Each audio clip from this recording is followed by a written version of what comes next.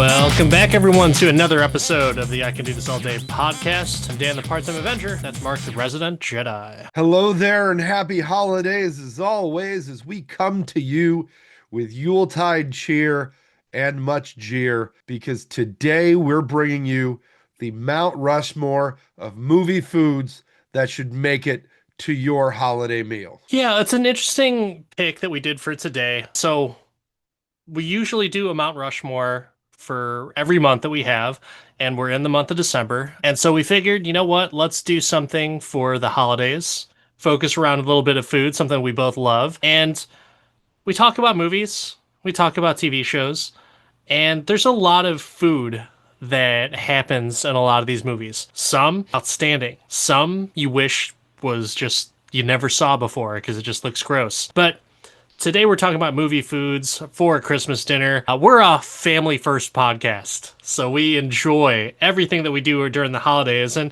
we got to be fed right. So on this list, let's kind of talk about what our prerequisites were as to what would make it on this list, Mark. For me, I grabbed some of my favorites, staples from movies that I consider to be holiday films that I think could be both easy and challenging to bring to your holiday table. What about you, Dan? For me, it was all about just the iconic look and the way that some of these TV foods or movie foods really just captured me. And if it looked delicious, it sounded delicious, it looked the way the camera hit off of it. If that was all solid and it made me want to eat that stuff, I'm down. And so there's a few honorable mentions, if you will, that just didn't make it on here that looked really good, but wasn't as iconic as I wanted my Mount Rushmore of movie foods for Christmas dinner would be. So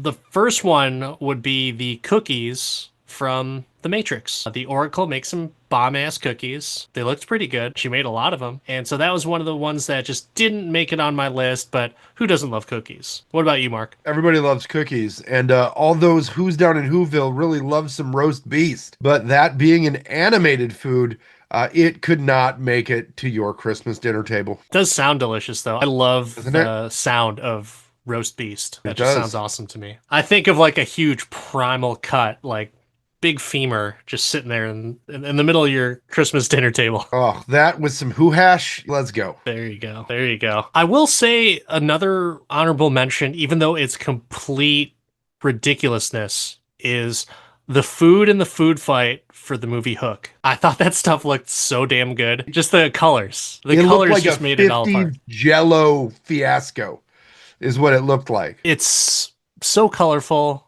so cancer ridden. It must have been good. It must have tasted awesome. But yeah. Anything else for your honorable mentions? The one thing I left off mine is hot chocolate in general. I could only pick one beverage, and whether it was from Polar Express or the special hot chocolate from the Santa Claus, I left the chocolatey beverage off my list. I also left a beverage off my list, and I'm almost second guessing it because when Dom Toretto offers you a Corona, you take it, and you That can have means any family. brew that you want as long as it's a Corona. So, Corona, you just missed it, and I'm probably regretting it right now. But oh well. I think we should kick off this list, right? So let's go into the very first pick of our Mount Rushmore of movie foods for Christmas dinner. That's right. I'm going Simpsons with the frosted pink donut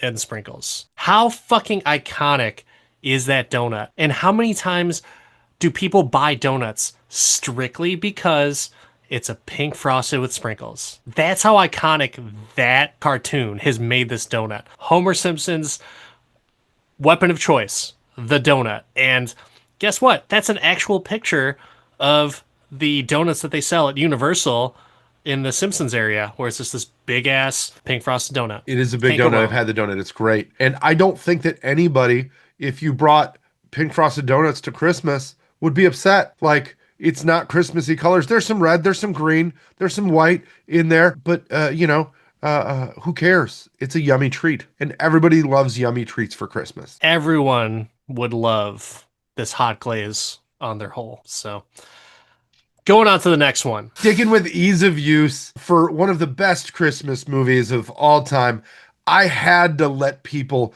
get the easy way out. If you forget to bring anything to family Christmas and you just got to pick something up quick, be like Al Powell and get some Twinkies. Just the Christmas spirit of Al Powell going out to get his pregnant wife Twinkies. I mean, get them for your pregnant wife. She'll thank you. I'm not gonna nitpick here, but I think some of those are not Twinkies. If anything, I think most of them are not Twinkies. They look I like think zingers to me. Zingers are they due to the frosted topping. I do prefer a zinger to a Twinkie, but I mean any fluffy snack cake that's filled with delicious cream is always good for me. How badly did you want Twinkies after you saw that movie? I mean, you get the visceral sound of the crinkle, and I mean it is one of the top two Twinkie scenes in all of movies. It's between Die Hard and Ghostbusters. Which scene did you want a Twinkie more after? I will disagree that Zombieland has that beaten. Oh, this there's then there's three. They make it like an ordeal to go after these do. Twinkies. I do. So it's a solid pick. Solid pick. And you know what? I wouldn't be mad if that was on my Christmas dinner table. If anything, I'd be like, who brought the fucking Twinkies? This is awesome. Good job. And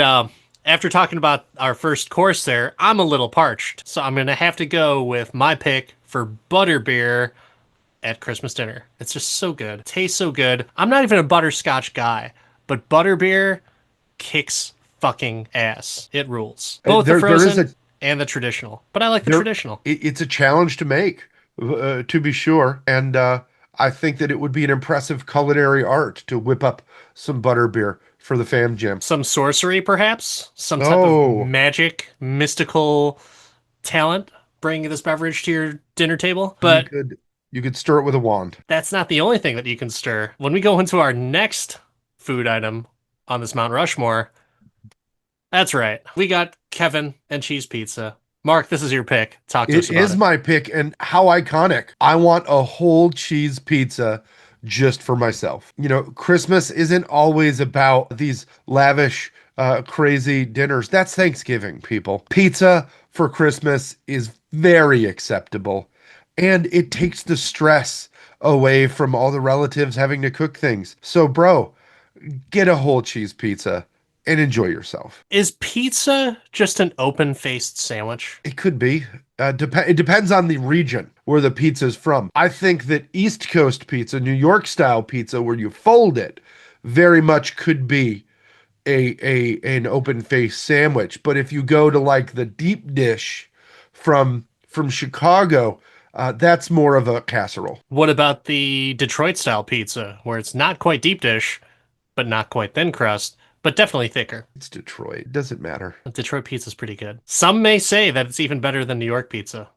I don't know. Let us know in the Saying. comments. Dan really sucks because he likes Detroit pizza. Are you a Jets fan? Because Jets is awesome. That's Ugh. Detroit style pizza right there. It's good. But as we go on to the next pick of the Mount Rushmore, we've got another one for you, Mark. I mean, I'm a little parched after all that pizza. And though many people belay eggnog as a traditional Christmas beverage, I do partake, but I will only partake if my eggnog comes in a glass reindeer head or moose head so I can enjoy it pinkies up like Cousin Eddie. And the great thing about eggnog, you'll always feel the shitter afterwards. I'm just not a big fan of eggnog. And at no point in any movie do I see someone drinking it and I'm like, I sure could go for some eggnog. As a matter of fact, it's usually the complete opposite. You know what eggnog is really Lethal good Weapon, it's good as a way to hide lots of rum fair or enough. whiskey. In Lethal Weapon, it was the last thing Michael Hunsaker drank before he got shot through the chest. So, I don't know.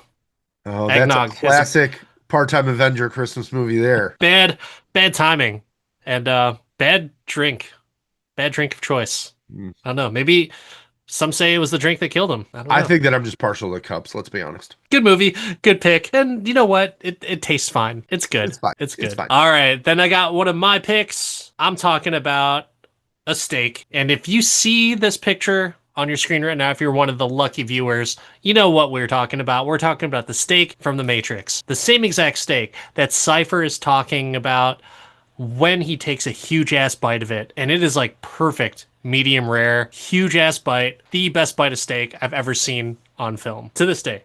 Ever. Just great. Everyone Dan loves a saying, steak too. Dan saying, be bougie, make steak for Christmas. Yeah, ignorance is bliss, man. It's so good. I mean, look at that. Don't just want to eat it. Don't take your screen and just eat it because that's how good that steak looks. It's perfect. Perfect. Mark, I'm going to pop quiz you. What type of cut of meat is that steak? I'm going to say that it is a New York strip. I'm going to say it's not a New York strip. I'm going to say it's a filet.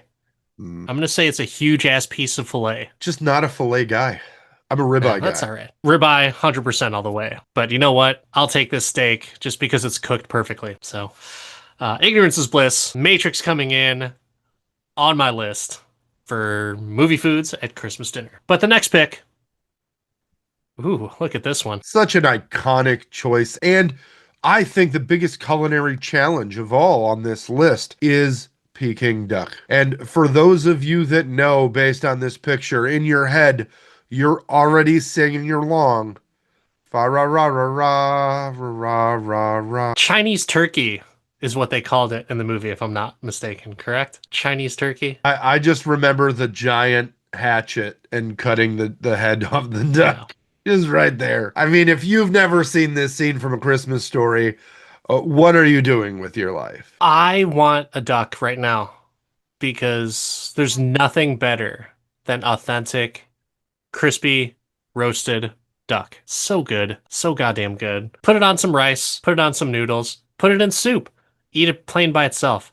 Put it on a pancake, maybe with some scallion, maybe some hoisin. Got a nice little meal right there. Perfect little bite. But yeah, totally respect this. And yeah, this should be on everyone's fucking Christmas dinner table for sure. And their Mount Rushmore. Hell yeah. Solid movie. But have you had any family meals that revolved around this? I have not. I have not had. I've never had Peking duck. I have. It is. It is something that I can't like. I live in the crappy suburbs. You know this, I'm and I pretty don't sure have we the had cred. duck What? one time when you came out for dinner sometime I don't think in we Tampa. did. We went to a Chinese place. I'm pretty sure we got duck. I don't think we did. I don't know, man. If you know a place, the next time you come out, we can go podcast and eat duck at the same time. I'm game. Yeah, we I just should. don't got a place. We should. I'm positive we got some duck. Didn't get like half a duck or something. This is super important for the podcast. I This don't was think we did, man. I don't think we did. We've gone to get the meat sweats at the unlimited meat buffet multiple times. We've gone and gotten all of the Americanized Chinese food from Moe's, but I don't think we've ever gotten duck. okay. I'm gonna say we did. I'm gonna say we did. But I'm gonna say you anyways, didn't share then, bro. I probably didn't because it was fucking delicious. And you're like, I liked it. It was all right. I was like, fine, I'll fucking take it. But Peking duck on your Mount Rushmore, and on to the next pick for mine. I'm talking about the Big Kahuna Burger. That's that Hawaiian joint. It is a tasty burger. If you've seen Pulp Fiction and you've seen Jules wolf down a burger along with a large Big Kahuna Sprite, so good. And who doesn't love a burger? You know, I think we kind of go throughout this entire list of we have the elegance of the duck and then also completely different culture. But we also bring a little bit of American fast food and American Hawaiian fast food, if you will, with the Big Kahuna Burger. But goddamn, such a great scene in a movie, in a fantastic movie. And who would have thought it would have spawned t-shirts, memes, and just a moment on our Mount Rushmore of movie foods that belong on your Christmas dinner table. I mean, I just think that whatever you do for the holidays, just share good food, enjoy good friends, and try something different. Stop doing the same old thing. It's boring. It is boring. Get your fucking turkey out of there. You already had that for Thanksgiving. Do something else. Do a prime rib. I'll roast even beef. settle for an Easter ham. I'm not a big ham fan, but go fucking wild with some ham. Rum ham. There you go. Rum ham. Honorable Probably should have been mention. an honorable mention. There on we that go. list, but anything. Maybe even sloppy steaks. Make some sloppy steaks. Mark, are you a practitioner of sloppy steaks? I'm more of a reverse sear hit it on the smoker steak guy. Not a big sloppy steaks guy. If for anyone who's not in the know, if you have not seen the show, I think you should leave with Tim Robinson. It's on Netflix. It's ridiculous. Check it out. Sloppy Steaks is in one of their skits to where he used to be a complete douchebag asshole, and he'd go out with his douchebag asshole friends and order sloppy steaks. And basically, a sloppy steak is you go to a fancy steakhouse, you order a steak exactly how you want it, and they just pour a bunch of water on it, and then you eat your sloppy steak. That's what it is. But it's funny. Maybe one day, all the podcast listeners we'll have a flash mob. We'll go to a steakhouse, and everyone on the count of 3 just starts pouring tap water on their steaks and just starts sticking in. Oh man, that'll get you kicked out of some steakhouses. That sounds like a Florida move to me. That sounds perfect for the podcast then, if that's the case. We need some notoriety. Let's do this shit. That's it. That's it. Our first Comment listener down being. below. Oh man. All right. Well, hey,